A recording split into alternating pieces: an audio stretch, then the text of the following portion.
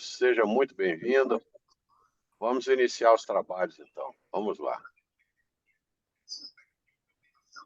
Pessoal, durante a apresentação do Dr. Lucas, vamos manter os microfones desligados, só para não ter microfonia e ruído aí na apresentação, ok? Então vamos lá, Lucas. Estão vendo a tela aí? Perfeitamente. Vamos em frente. Beleza. Boa noite. Hoje a gente vai falar sobre a correção do astigmatismo usando incisões relaxantes, né? Quem não me conhece, eu sou Lucas, aula de córnea, lente refrativa da Santa Casa.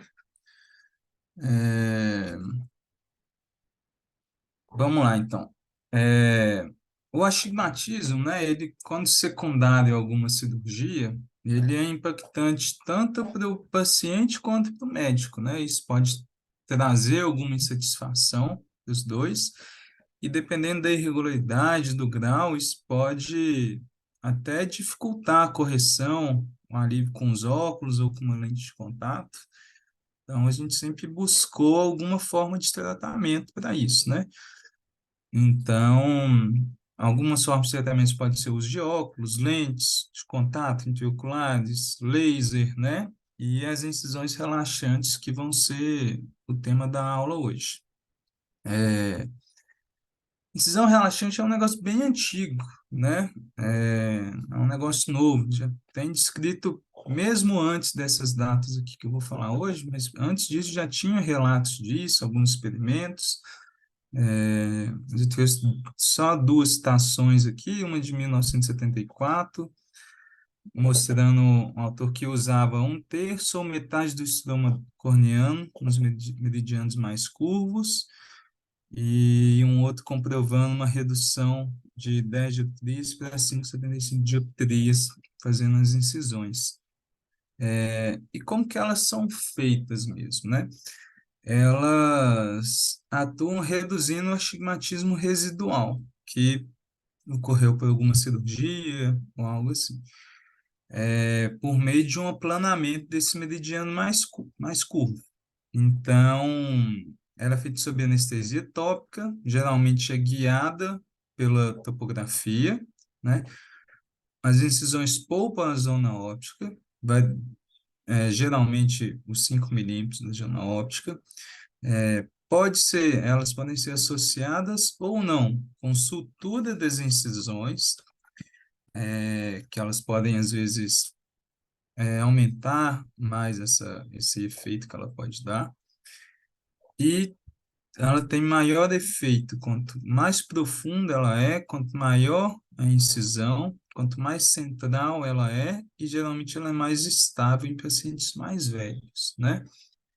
Então, aqui na foto a gente consegue ver um paciente com RK, né? Mas que ele foi submetido a algumas incisões relaxantes aqui também para corrigir o astigmatismo. Então, provavelmente o meridiano mais curvo do paciente foi esse aqui a 90 graus, então, justificando essas incisões relaxantes. Então, ela geralmente é feita em astigmatismos regulares. Quando é um astigmatismo muito irregular, elas não tem tanto benefício, não. E vocês vão ver aqui com alguns trabalhos que eu vou mostrar que os resultados são imprevisíveis. Então, e não tem uma técnica padrão definida de como fazer, qual que é a profundidade, tamanho certo, qual caso que é muito bem indicado ou não. Então, isso evita da gente ter uma técnica padrão ouro, né? E por isso que eu acho que ela foi... Hoje em dia a gente não escuta tanto isso, né? Então, esse artigo aqui, ele selecionou alguns pacientes pós-transplantes, que eu acho que era a principal indicação, assim, dessas incisões, né? Dos pacientes pós-transplantes penetrantes que costumam ter um grande astigmatismo residual, dependendo da evolução. Então, eles são alguns pacientes pós-transplantes, fazendo incisões com 80% da espessura corneana, a partir do ponto mais fino, e ele evidenciou uma redução do astigmatismo, teve uma relativa melhora da visão, não conseguiu alguma correlação com profundidade da incisão. tanto esse artigo de cima quanto esses dois de baixo chegaram a resultados parecidos, né? Então, nessa variabilidade, assim, a gente reforça essa conclusão nossa que é uma técnica incerta, ela funciona, mas a gente não tem muita previsibilidade. Esse outro artigo aqui, um pouco mais recente, também selecionou alguns pacientes pós-transplantes, e a conclusão dele é que hoje em dia a gente consegue, né, fazer as incisões tanto manuais, com bisturi de diamante, quanto com fento. E ele concluiu que com fento a gente tem uma menor incidência de deiscência dessas suturas, de crescimento epitelial, de infecção, de alguma perfuração, e que ela realmente reduz o astigmatismo, podendo eventualmente, talvez até reduzir a ponte, talvez a gente corrigir o residual com um excimer laser, mas mais uma vez essa conclusão que não tem uma técnica pré-definida, específica, nem uma previsibilidade definida. Esse outro artigo, ele selecionou 20 pacientes, né, e dividiu em dois grupos. As instruções feitas a laser, mediram a paquimetria com um paquímetro ultrassônico, e ele visou comparar o efeito da profundidade dessas incisões. Então, lá no cálculo do Fento, foi preservado 90 micras de córnea anterior, e o primeiro grupo, ele deixou de residual de córnea posterior apenas 10% da paquimetria da córnea. E no segundo grupo, ele deixou como padrão 125 micras de espessura. Então, a gente consegue ver aqui na tabela que o cilindro refracional no grupo 1 reduziu 34% e no grupo 2 não teve nenhuma alteração. O cilindro topográfico reduziu nos dois grupos, sendo mais importante no com, né, no com profundidade maior, e a visão teve uma relativa melhora no grupo 1, a gente teve uma profundidade maior, e no grupo 2 não teve alterações. Então, esse artigo conseguiu concluir que quanto mais profundo, melhor o resultado. Isso, hoje em dia, eu acho que já é um conceito que a gente tem mais claro, assim, dos nossos resultados, mas a gente consegue ver que não é um resultado tão expressivo assim. Esse outro artigo aqui também, ele já comparou incisões relaxantes pós-faco. Então, igual eu falei, acho que a principal indicação que a gente usava era nos pacientes pós-transplantes, mas antes do advento das ligas históricas, né, algumas indicações também para a gente corrigir esse astigmatismo seriam com as incisões relaxantes. E ele fez uma comparação fazendo ela de forma manual e com fento. Então, eles concluíram que com fento a gente tem um melhor resultado, eles tiveram 73% de melhora dos astigmatismos, enquanto no manual 48%, sendo que só 20% dos casos feitos manuais tiveram um cilindro menor do que 5 dioptrias, e no fento foi um índice maior, 44%. Ou seja, realmente o fento é melhor e mais preciso, mas mesmo assim não é um nível tão expressivo. E esse outro estudo, que entra no que o Dr. Reinaldo estava comentando no início da apresentação, é um comparativo das incisões relaxantes com as ligas históricas, né? Então, a gente tinha dois grupos, né, com astigmatismo médio de 2,16 no grupo das ligas históricas e 2,41 no grupo das incisões. Então, com 6 meses de pós-operatório, teve uma redução do astigmatismo residual, né? Em média, aqui no grupo da lista, 0,75 dioptrias e 1,33 nas incisões. astigmatismos menores que uma dioptria foi maior no grupo das históricas e menor que meia dioptrias também foram maior do que das históricas, sendo que o grupo das históricas tiveram uma visão maior ou igual a 20/30, né? Então, o que que a gente conclui com isso? Que não só com esse artigo, que desse artigo em específico, né, que as duas técnicas reduzem o astigmatismo, mas que a liutórica é superior.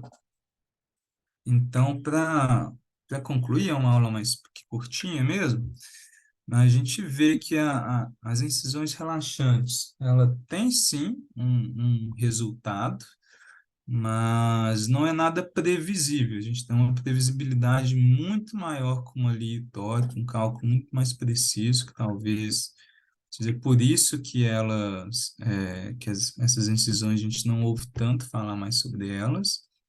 E as históricas eu acho que dão um resultado mais definitivo também.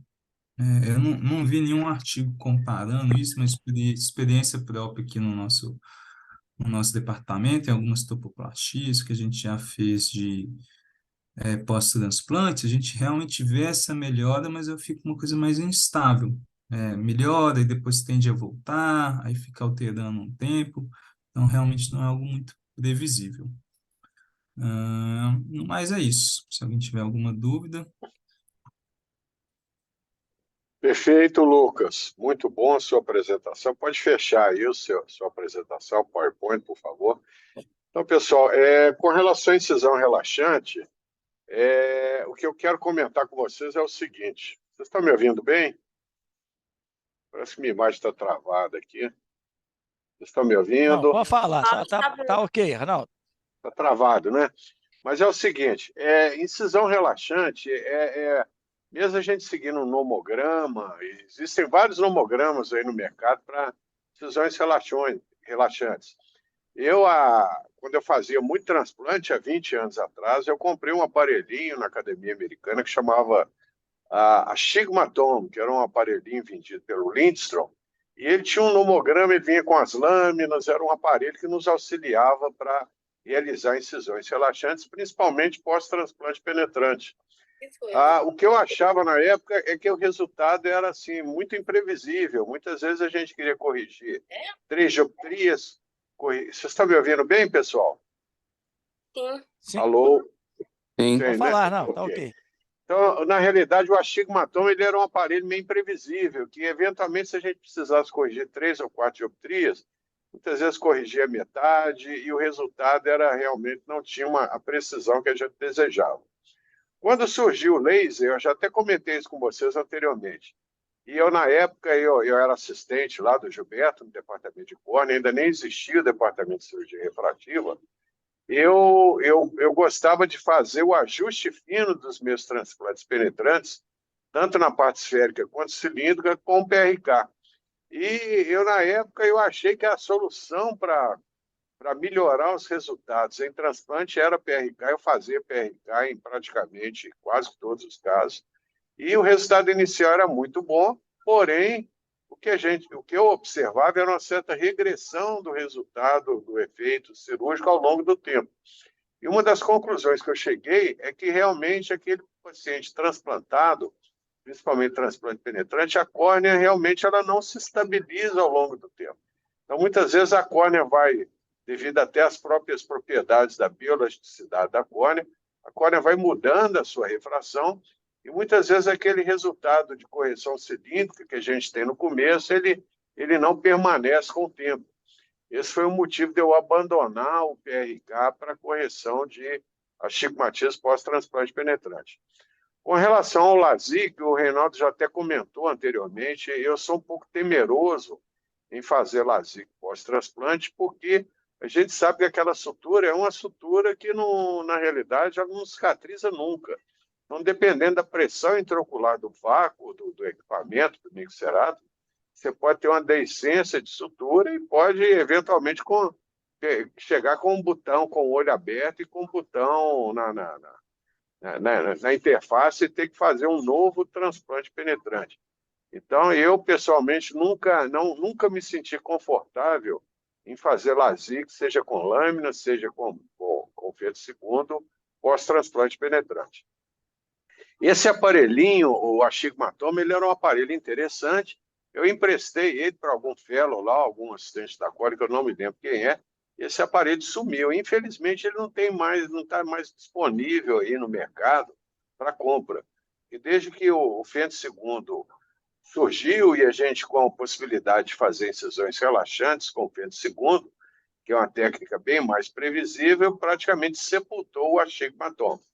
Então, eu praticamente não tenho experiência nenhuma em fazer incisões relaxantes com vento, até porque eu nunca fiz e não sei se o Reinaldo tem, eu sei que o Marcelo, o nosso sócio lá, faz com uma certa frequência, e eu gostaria de ouvir aí a experiência do Reinaldo com relação a incisões relaxantes com o AFS, ok? Uma muito boa a sua apresentação, Lucas. Então, vamos lá, Reinaldo. Bom, Lucas, eu quero fazer algumas considerações sobre a sua apresentação, sempre do ponto de vista... O que você quer? Hã?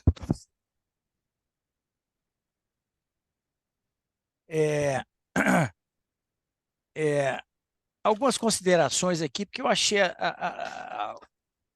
conceitualmente, algumas inconsistências aqui nessa sua apresentação. Primeiro o seguinte, no primeiro slide, você mostrou uma córnea com RK, e você citou incisões relaxantes. Aquelas incisões, ô Lucas, não são relaxantes. Aqui a gente chamava de TK, é ceratotomia transversal. Então, não tem nada de relaxante, aquilo é uma ceratotomia transversal. Então, a gente tem que primeiro distinguir essas duas entidades. A gente tem hoje, a gente não faz mais incisão reta, transversal. A gente faz hoje arqueado.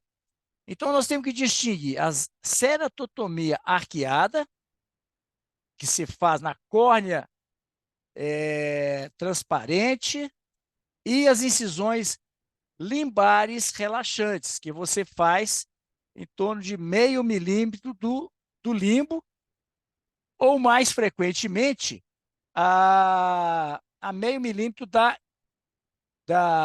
interface doador-receptor. Então, são duas entidades diferentes. Uma é a ceratotomia astigmática. Você pode fazer tanto manual quanto com feto segundo. Qual que é o grande problema da ceratotomia astigmática? É que, como ela usa uma zona óptica menor, você pode ter grandes correções de astigmatismo, mas pode ter os mesmos problemas da RK, da ceratotomia radial. São incisões abrindo, desconforto do paciente pelas lesões do epitélio, porque aquelas incisões não fecham, assim como as RK. Você pode ter também um efeito progressivo ao longo do tempo e levar a uma hipercorreção. As incisões, geralmente, alguns autores falam 80%, outros falam 90%. Outra inconsistência que você falou é o seguinte: quanto mais profundidade, maior o resultado. Não. Quanto mais profunda a incisão, maior o efeito. Não vai ser melhor resultado, porque às vezes você não quer uma correção muito grande. Se você fizer uma incisão profunda, você não vai ter melhor resultado, você vai ter uma hipercorreção, que é um péssimo resultado. Então, a profundidade, assim como a zona óptica, elas estão relacionadas com a quantidade de astigmatismo que pode ser corrigido. Certo? Eu me lembro, há uns anos atrás, eu participei de uma banca de doutorado de um colega lá da UFMG, e a tese dele foi o seguinte: comparação das lios tóricas com a ceratotomia arqueada para astigmatismo.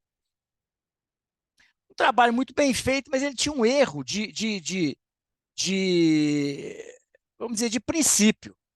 Ele comparou os resultados com um follow-up de 6 meses. 6 meses é um follow-up muito pequeno. Geralmente, essas incisões arqueadas, cirurgias arqueadas, elas variam muito ao longo do tempo.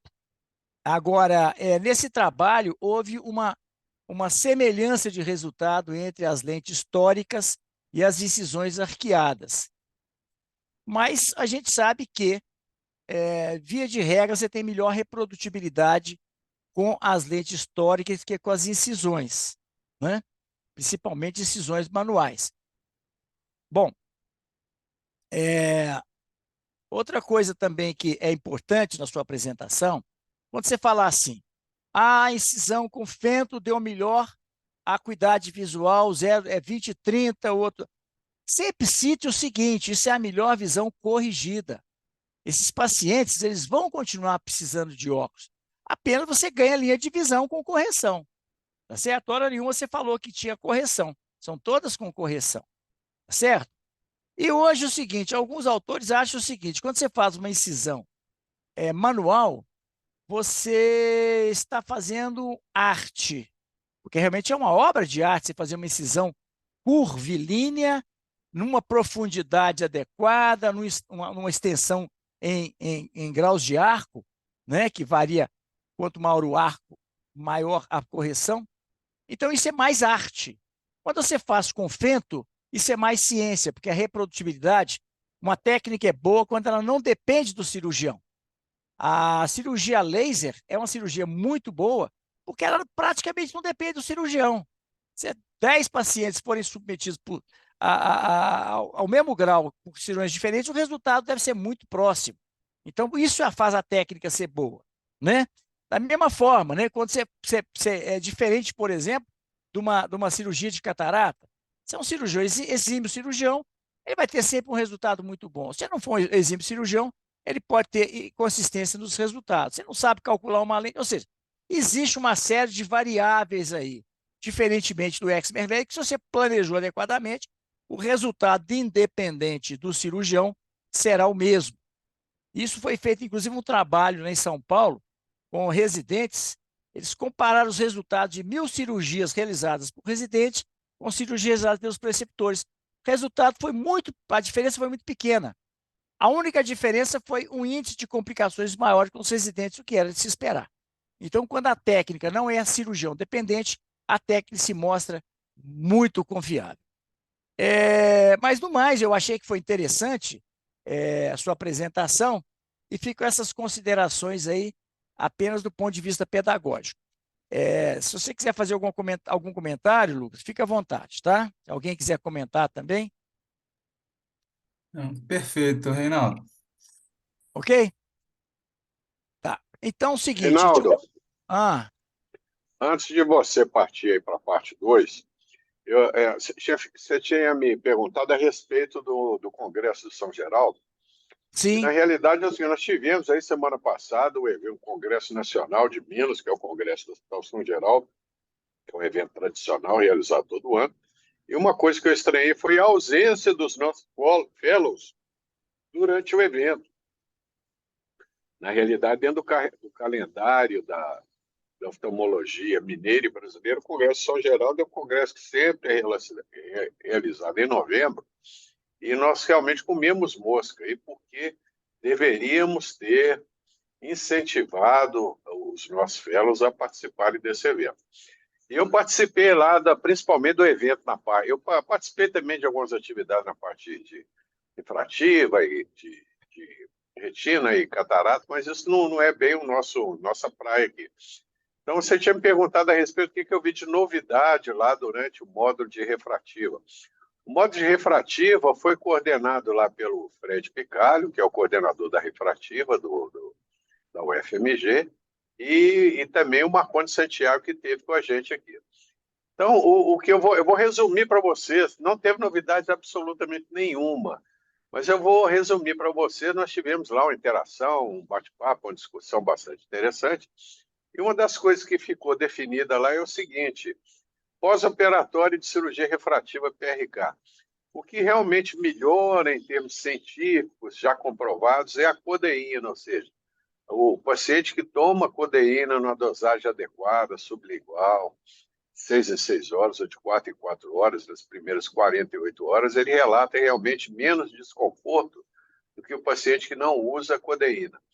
Com relação ao uso de anestésico, tópico, diluído em soro fisiológico, você chegou à conclusão é o seguinte: não existe realmente nenhuma contraindicação para o uso cauteloso do anestésico diluído com colírio lubrificante sem conservante, se o paciente seguir as recomendações recomendadas pelo cirurgião. Isso realmente diminui bastante o desconforto. Porém, o que a gente chegou à conclusão é que realmente não devemos dar uma lidocaína, uma proparacaína concentrada para o paciente, principalmente o paciente que não é muito afeito a seguir as recomendações médicas, para que não haja um abuso do uso da proparacaína e lidocaína e, eventualmente, você possa ter alguma complicação relacionada ao uso excessivo do anestésico.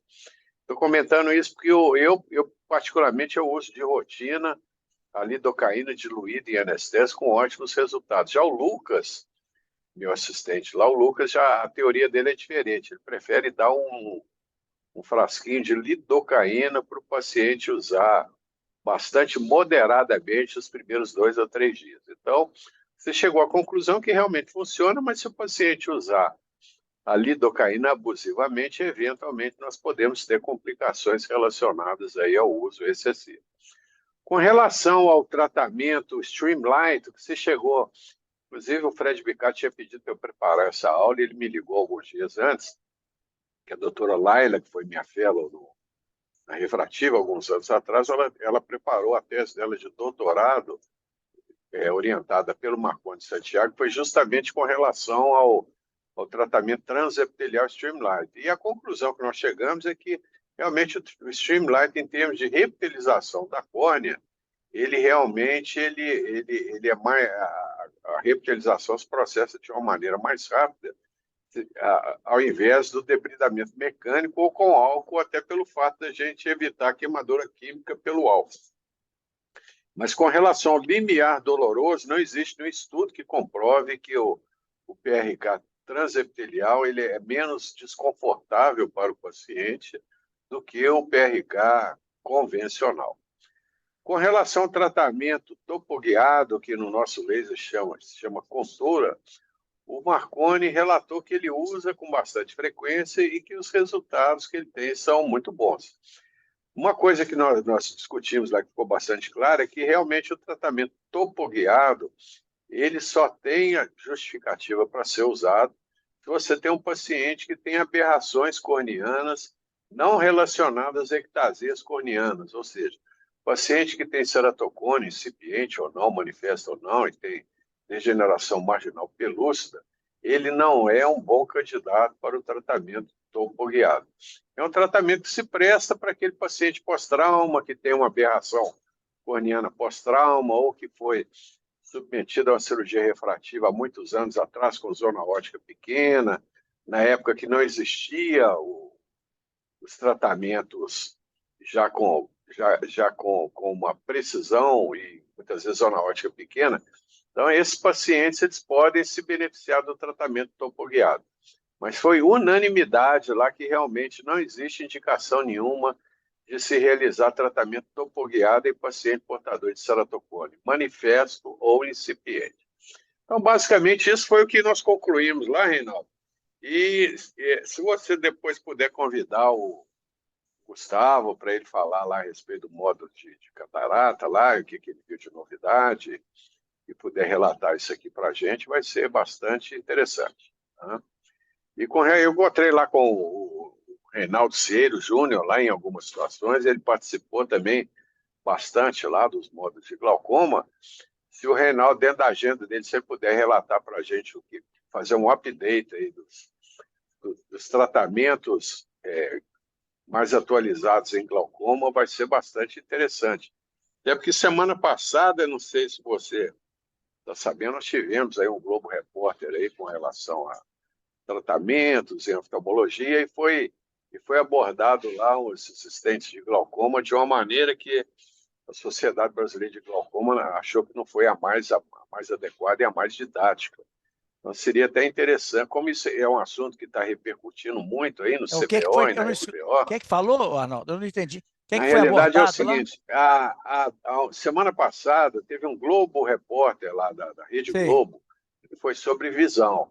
Então falou sobre catarata na realidade, o colega lá que falou sobre glaucoma primário, sobre assistentes, ele talvez ele não soube se expressar bem, e para o público leigo ficou uma falsa impressão de que o tratamento padrão ouro para o glaucoma primário de ângulo aberto são o uso desses assistentes mais modernos. Ah, Isso tá. causou um desconforto muito grande na Sociedade Brasileira de Glaucoma, principalmente lá no presidente. Então, houve até já um comunicado essa semana do CBO e do SBO justamente esclarecendo isso. Então, como é um assunto que tá gerando muita controvérsia, se o Reinaldinho puder fazer um apanhado para a gente aí de como é que está a situação atual desses assistentes, se tratamento mais adequado e qual que é o padrão ouro ainda no tratamento do glaucoma primário de ângulo aberto, vai ser bastante interessante para a gente. Até Ok, porque eu vou nós falar somos com eles, então. cirurgiões refrativos, mas nós somos oftalmologistas. Então, esse assunto, como tem muito cliente de glaucoma, eu particularmente, eu tenho muito paciente portador de glaucoma primário de ângulo aberto que está ligando essa semana para saber se ele é um bom candidato para fazer esse tratamento aí de stent, SLT. Então, eu acho que vale a pena a gente fazer uma revisão nisso aí. Então é isso, É, Reinaldo. Vamos em frente, então. o que eu posso falar, já adiantar, é o seguinte. O Rei, ele foi um dos pioneiros né, no implante de stent. Ele foi para São Paulo e ele ficou lá com o cara. Não, São Paulo, não sei onde que foi, não. Mas ele estava com o Ah, cara, o americano, que desenvolveu a técnica. E eles ficaram amigos, esse e o Reinaldo fez muito implante e tal. E depois eles têm um negócio da sociedade de homologação para fazer um treinamento e tudo. E o Rei, em Minas Gerais, é o que tem mais experiência com stent. Então, ele tem dado cursos para os residentes e para médicos, oftalmologistas, especialistas em glaucoma, com o interesse de aprender a colocar o stent sob indicações. Então, ele realmente está mexendo muito com isso. E não sei, é, a gente não conversa muito sobre isso, mas tem suas indicações, não é para todo mundo, né? Eu me lembro que ele exato. falar que é principalmente para pacientes que estão em dosagem máxima, que você quer evitar uma TREC, os resultados parece que, pelo menos a curto prazo, são melhores, não tem as complicações da TREC, você não abre o olho, é uma cirurgia bem conservadora. Então, ele está muito assim, muito animado. Mas todo jeito eu falo com ele para poder. Agora Fala a com gente ele passa. se ele Tá, puder não precisa ser nada, ele não precisa apresentar, né? É só comentar a respeito tá. dessas técnicas e como é que está a situação Aham, atual do tratamento do glaucoma primário de ângulo aberto. tá. Eu vou Então é apresentar isso. um Então vamos slide só para lá. vocês. Vocês estão vendo aí a tela? Perfeito. Bom, então é o Sim. seguinte, eu queria fazer então algumas considerações até para a gente poder, porque realmente a literatura, às vezes, ela não é muito clara. Eu até entendo as dificuldades que o Lucas teve, porque realmente, às vezes, há um problema de realmente nomenclatura. Então, vamos lembrar o seguinte: nós temos dois grandes grupos de cirurgias incisionais. As arqueadas, AK, que eu vou chamar de AK, que é arqueada, ceratotomia arqueada, e as incisões limbares relaxantes. Limbar, relaxante e inciso. Tá? Ambas incisões podem ser feitas com bisturi ou com fento laser. Aqui nós estamos vendo, e depois eu vou falar sobre esse aplicativo aqui. Você observa aqui um astigmatismo a favor da regra. Então, aqui está a visão do olho do paciente. Então, as incisões são sempre feitas no meridiano mais curvo. Aqui, então, a incisão é feita no meridiano mais curvo, no astigmatismo a favor da regra. Se fosse contra a regra, as incisões seriam no meridiano de 180. Então, lembrar sempre disso.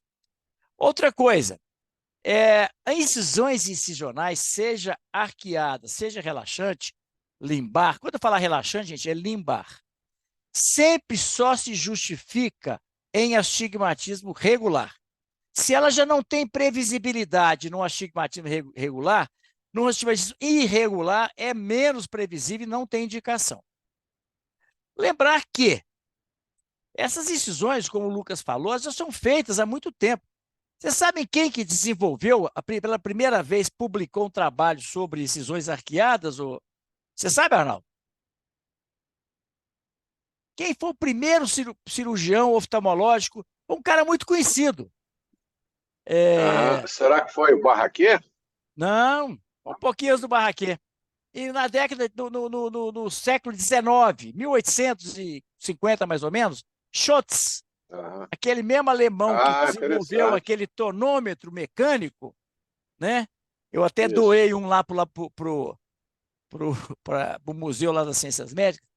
Bom, então o Schütz, ele, em 1850, já descreveu as incisões arqueadas para tratamento de astigmatismo. Ou seja, é uma coisa muito antiga. E como antigamente não se tinha paquímetros confiáveis, os cirurgiões definiam uma determinada espessura de córnea e fazia para todo mundo. Então era comum fazer, por exemplo, as incisões pré-límpicas ou relaxantes pré-limbares sempre com 600 micra. Hoje a gente tem a possibilidade de fazer um ajuste melhor para poder ter uma melhor previsibilidade e melhor eficiência. Quanto mais profunda a incisão, maior o efeito. Mas como as incisões relaxantes são muito distantes da zona óptica, elas corrigem muito pouco o astigmatismo. Fazendo 2 incisões, geralmente você corrige 3 dioptrias. Então você vê que não é uma técnica para correção de grandes astigmatismos. E a questão toda é que, como muitas vezes o paciente já tem catarata, quando você põe uma lente tórica, por isso é que as incisões relaxantes, frequentemente, elas não são tão feitas, porque você tem outras alternativas, né? Principalmente a tórica. Mas, de toda forma, quando o paciente não tem condições de colocar uma tórica, você tem condições de fazer a incisão relaxante para corrigir baixos a moderados astigmatismo. Então, as incisões, isso aqui vale também para as incisões arqueadas. O que define a quantidade de astigmatismo a ser corrigido? Primeiro, o seguinte: se você está falando de limbar, não justifica fazer uma incisão só. Uma incisão só, você vai corrigir uma dioptria, 0,75, não justifica, né? Então, geralmente se fazem 2 incisões, sempre diametralmente opostos, ou seja, no mesmo meridiano. O comprimento e localização da incisão. Lembrar que as incisões relaxantes elas são feitas perilimbares quando é feita numa córnea virgem. Quando você está fazendo, por exemplo, uma cirurgia de catarata. Quando você faz numa cirurgia pós-transplante, é outra história, depois eu vou falar dela. Ela tem mais indicação pós-transplante porque são astigmatismos maiores. Então, o comprimento a gente faz. Aqui você tem um comprimento de 45 minutos de arco. Elas podem variar de 45 a 90 de comprimento de arco. Ou seja, quanto maior o comprimento da incisão, em minutos de arco, maior será o efeito da correção. A distância do limbo. Quanto mais próxima da zona óptica, maior a correção. Por isso que a ceratotomia radial chegava até 3 milímetros na córnea, para ter um maior efeito. O problema é que quando você vai chegando próximo à zona óptica, próximo ao centro da córnea, você tem um efeito muito grande, mas essas incisões frequentemente não cicatrizam e podem ter um efeito indesejável a longo prazo, como um aplanamento progressivo indesejável. Certo? A quantidade de astigmatismo, isso ajuda, isso é uma coisa boa. Quando uma córnea é muito tórica, ela responde melhor às incisões relaxantes, como arqueadas também. O diâmetro da córnea. Quando você tem uma córnea com um diâmetro grande, uma megalocórnea, essas incisões praticamente não têm efeito, porque estão muito distantes da zona óptica. Quando você tem córneas com diâmetros menores, você tem maior efeito. A idade. Quanto maior a idade, mais essas incisões produzem resultado. E também a profundidade das incisões. Então, você pode fazer. O default geralmente é 90%. Porém, você tem alguns autores que falam 95%, outros falam 80%. Então, quanto mais profundo, maior vai ser a correção.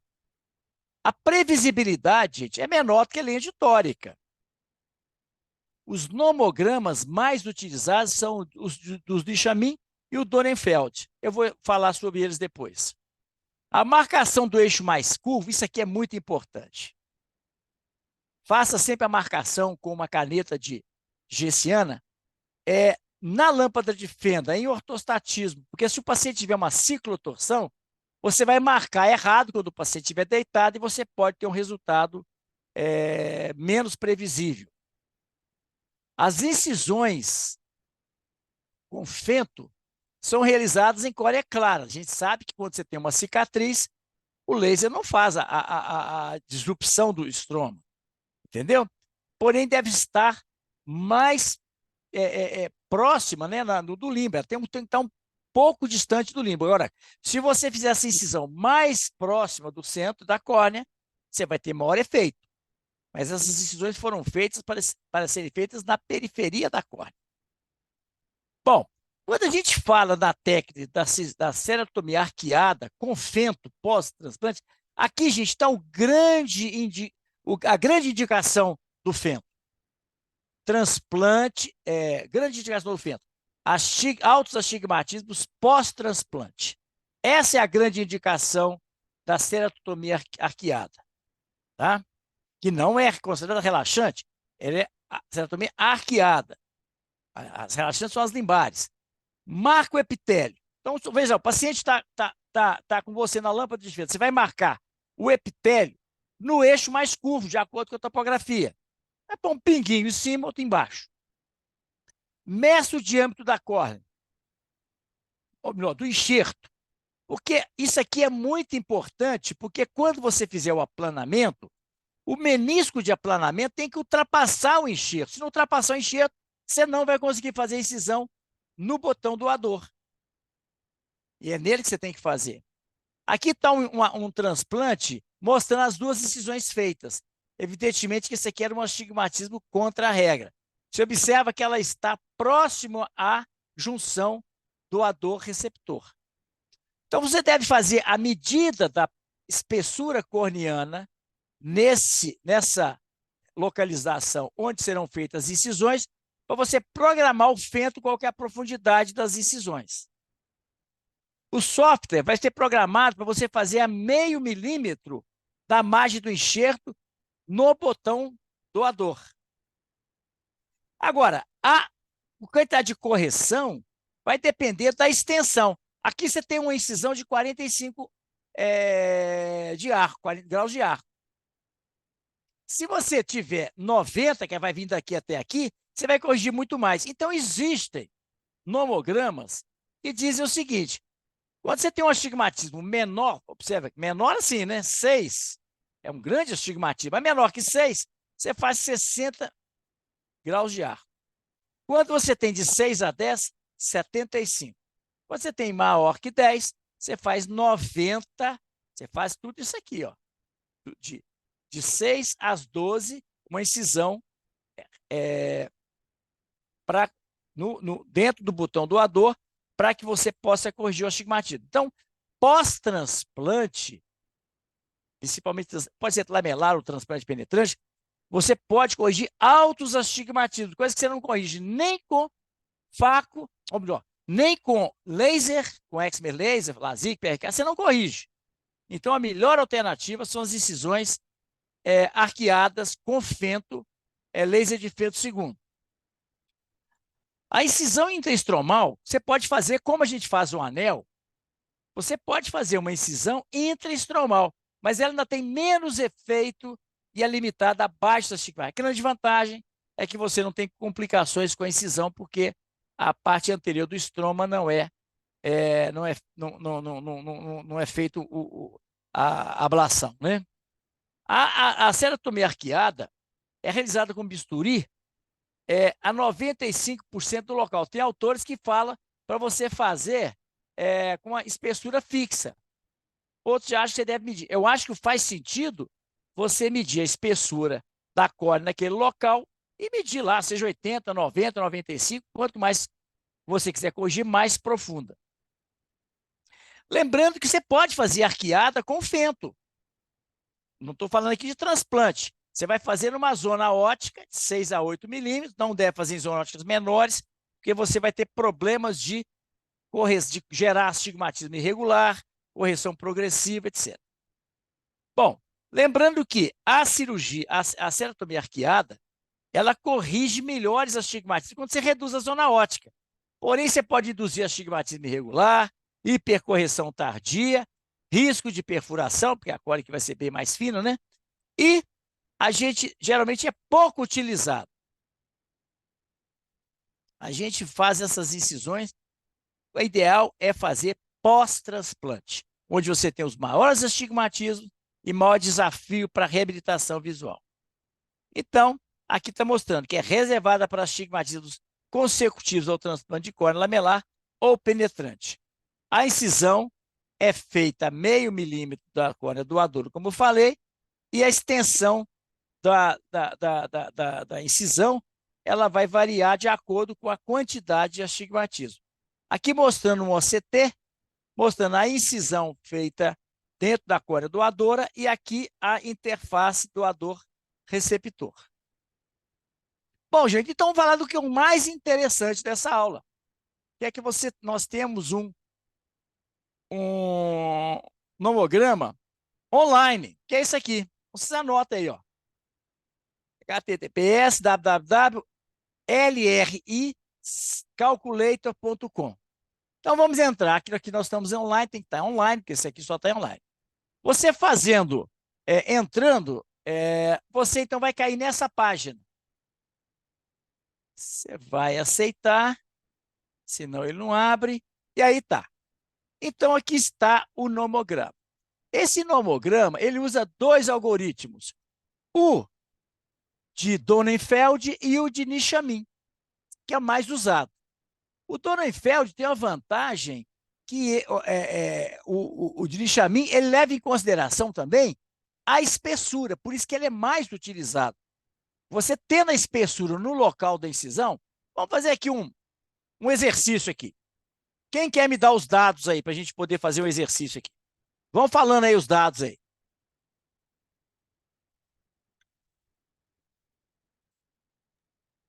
Alô, alô? Então, vamos lá. Reinaldo, vamos convidar o doutor Lucas, que tem Então, vamos lá, Lucas. miopia e astigmatismo, para falar os dados da Então, refração vamos, doutor dele. Lucas. Doutor Lucas, o Lucas paciente... Reis. Lucas Reis, pronto. E o paciente, Lucas, serei eu, tá? Então, você vê lá o que você vai fazer comigo aí. A idade do paciente, 70. Achei Vamos que era operar uns o olho 40. direito. Como é que é? Achei que era 40, doutor. Muito obrigado. É 70 com perfil de 80, né? Vamos lá. À vista do paciente, nós estamos aqui sentados na cabeceira do paciente. O paciente está nessa posição. Então, você vai um pouquinho superior. Por quê? Porque tem médico que gosta de operar de lado. Que não faz muito sentido, né? Eu sempre opero atrás da cabeça do paciente, eu acho que é a maioria dos cirurgiões. Então, superior. Estou colocando só para a gente fazer um exercício.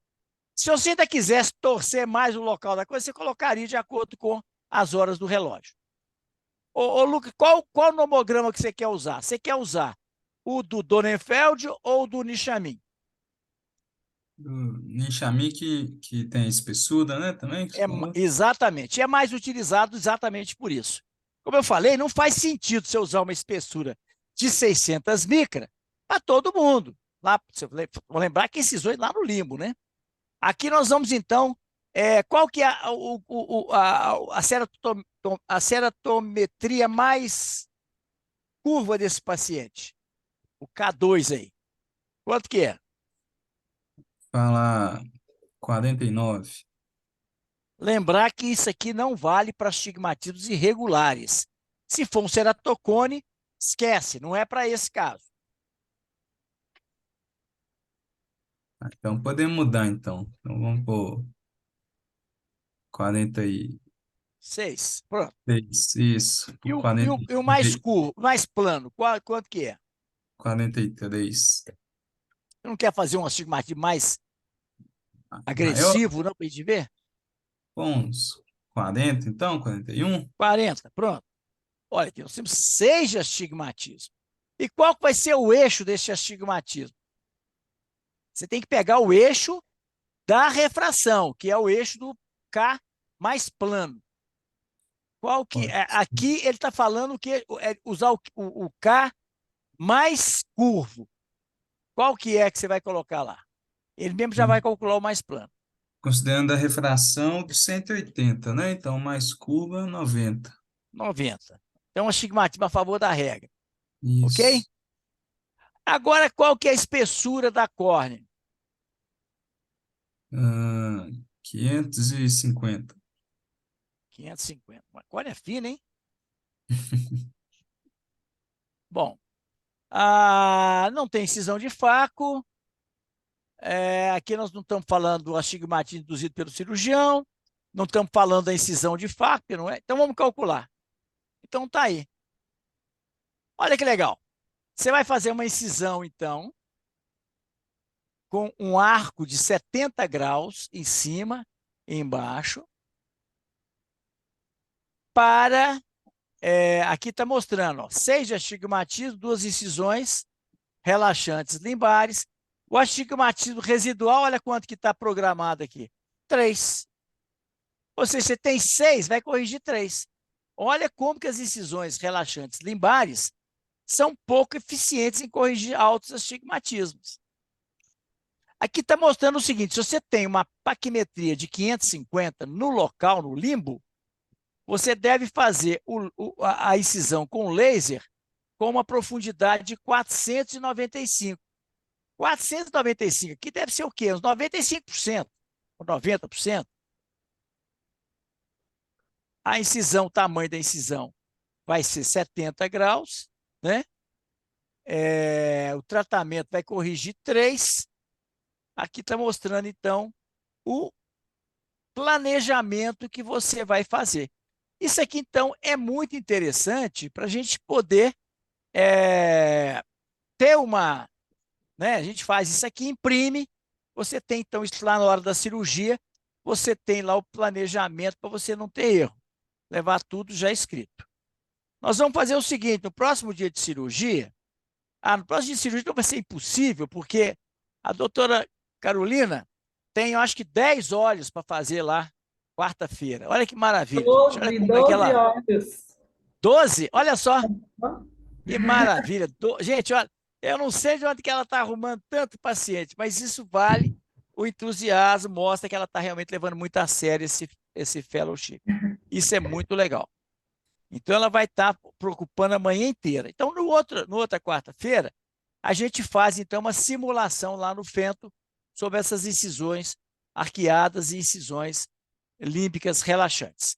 Alguém quer fazer algum comentário?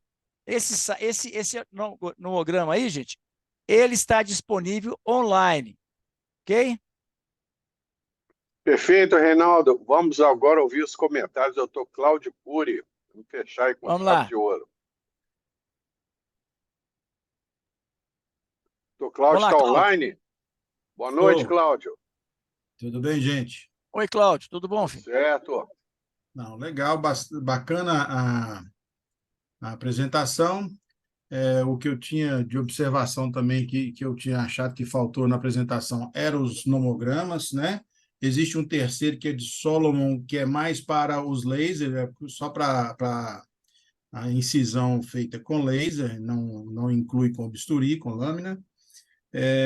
Eu uso essa calculadora quando realmente não consigo uma lente tórica para o paciente por N motivos, e eu acho que deve ser tentado, se está fazendo uma cirurgia de catarata, né? Tente fazer a incisão. Eu, no meu fellow, eu tentei fazer, mas devido ao risco, ao medo, né, ao receio, nenhuma teve resultado satisfatório, porque eu fazia com medo e não fazia na profundidade adequada. Já vai a dica, não adianta fazer superficial, não vai dar resultado e você expõe a córnea a riscos. Então, se for fazer, é para fazer para valer.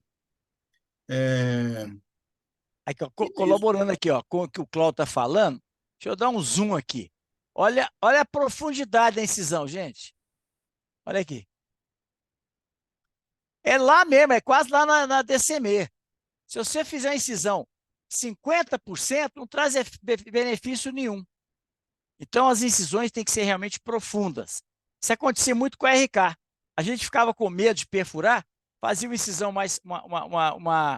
ficava segurando a mão, aí o bisturi não atingia a profundidade da lâmina, ou então você fazia o bisturi bem inclinado, também não atinge a profundidade, ele fica superficial. Você tem que fazer o que a gente chamava de redeepening, fazer um reaprofundamento. E aí você melhorava muito o resultado imediato e futuramente você tinha as hipercorreções.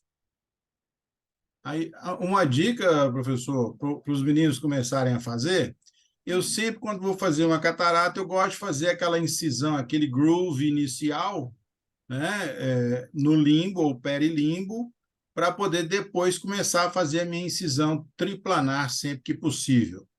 Então, essa incisão para fazer triplanar com a dobradiça, como manda o figurino, ela também tem que ser feita entre 80% e 90%. Como você já vai fazer a catarata, caso você não faça adequadamente a incisão, né, você tem ali um recurso adicional de uma saída. Então, façam isso para treinar, caso vocês queiram um dia experimentar a incisão relaxante, tá? Bom, gente, ótimo, Cláudio.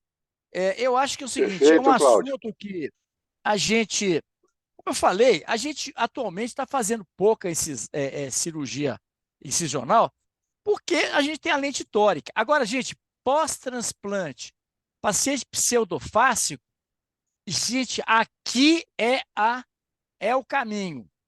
Porque mesmo que você possa pensar em fazer um LASIK ou fazer um PRK, essas técnicas não corrigem adequadamente o astigmatismo.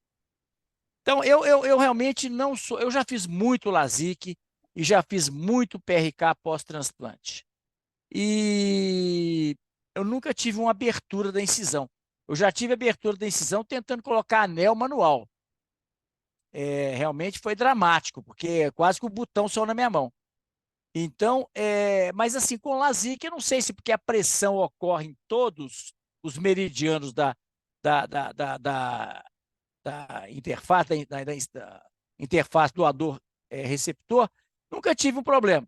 Mas quando você faz um anel, você faz a pressão para poder fazer a tunelização num determinado ponto da córnea. Se aquele ponto tem uma fragilidade, então pode abrir a incisão. Então, eu realmente não faço mais anel manual pós-transplante, independente da época. Esse transplante eu tinha feito, era numa médica, colega minha de turma, há mais de 20 anos. E o botão abriu, quer dizer, não cicatrizou adequadamente.